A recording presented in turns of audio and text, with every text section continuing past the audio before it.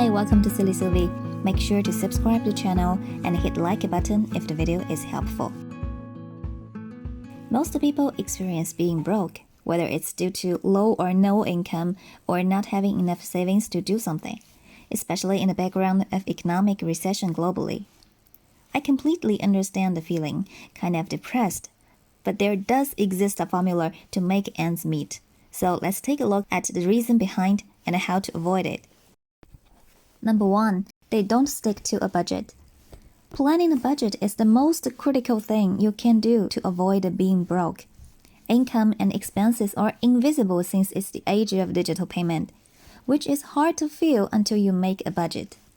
And even if we have a salary raise, the increased part could disappear if without a plan, and then goes broke.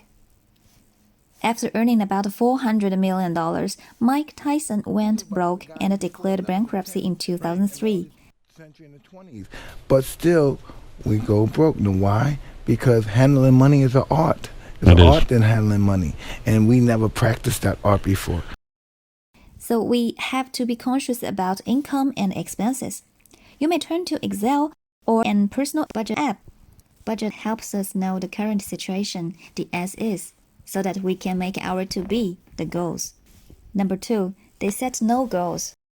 Begin with the end in mind. Stephen Covey says in The 7 Habits of Highly Effective People, the same as financial goals. What are the goals? For debt-free, kids' education, future retirement, or only for asset appreciation? Once we set financial goals, we are establishing a destination for the future, which will positively impact our decisions and lead us there. For example, if the goal is to pay off debt in less than 3 years, the top priority might be increase income. Then how to increase?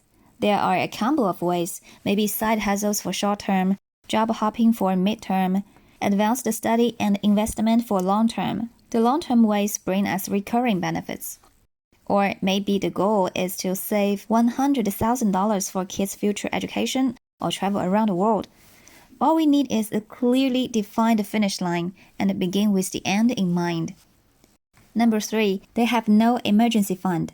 That is to say, they don't have anti-risk ability with safety pad of money.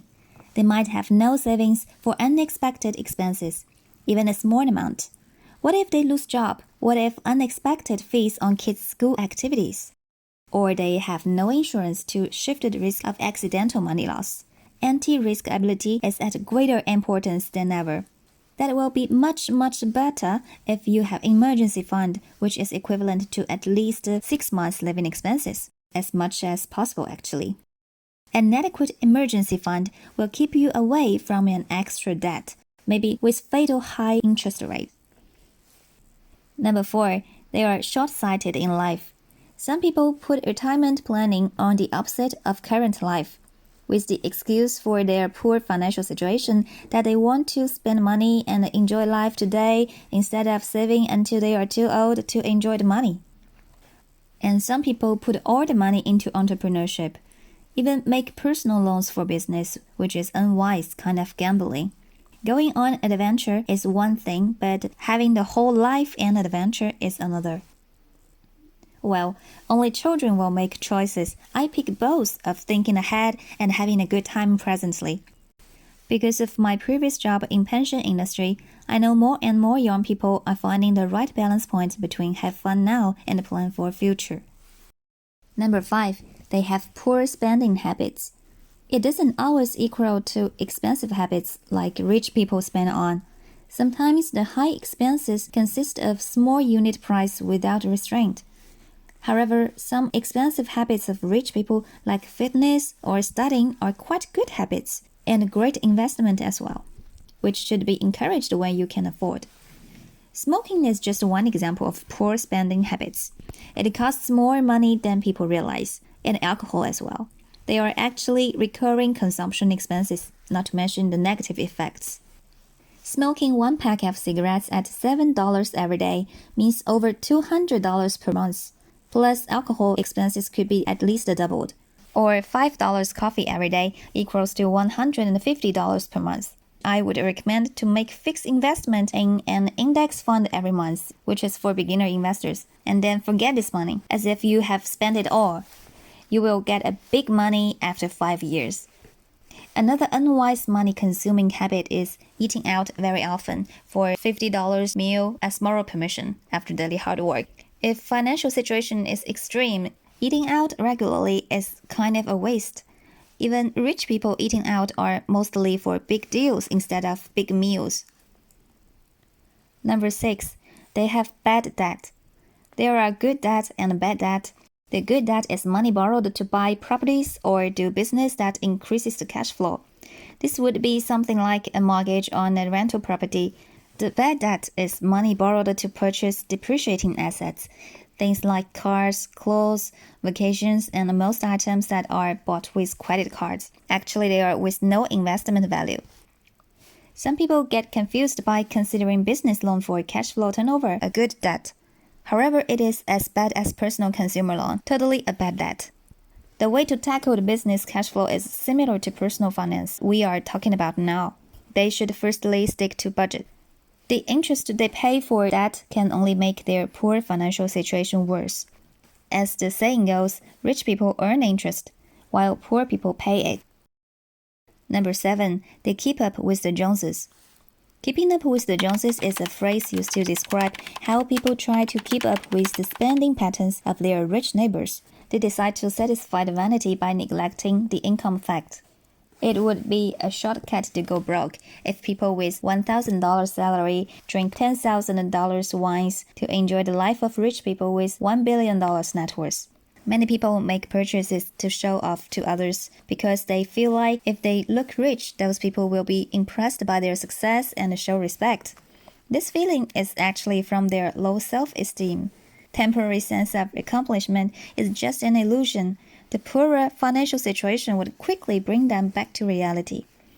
Dave Ramsey says, most people buy things they don't need with money they don't have to impress people they don't like. Don't be that silly. Number 8, they don't invest themselves. Here, self-investment means a lot, such as paying responsible money to get credit, deep dive into knowledge to be more productive, keeping fit by self-discipline and a healthy lifestyle, enjoying the relationship by the courage to positively change life. It's not enough if we only cut costs and save money. We should invest ourselves to get acceleration instead of a linear way at a fixed low speed. We should pay a portion of time and attention to learn financial literacy, legal knowledge, communication skills, how to invest wisely, or how to pay off debt more quickly. There are tons of free and good contents on YouTube that you can learn from. It would be definitely the smartest investment in life. If you happen to be one of them, stop making wrong financial decisions above. Never too late to fight for a brighter future. Thank you for staying with me. I would like to end with 3 pieces of advice of Ray Dalio, founder of Bridgewater Associates. First, don't have debt rise faster than income because your debt burdens will eventually crush you. Second, don't have income rise faster than productivity because you'll eventually become uncompetitive. And third, do all that you can to raise your productivity because in the long run, that's what matters most. This is simple advice for you, and it's simple advice for policymakers. Similar to what my mentor taught me to do when facing career challenges. To watch the whole video, you can find this link which is worth watching. For more inspiration to tackle debt, you could watch this video of Debt-Free Journey. Make sure to subscribe my channel and hit like button. It's helpful for me. Thank you. Bye.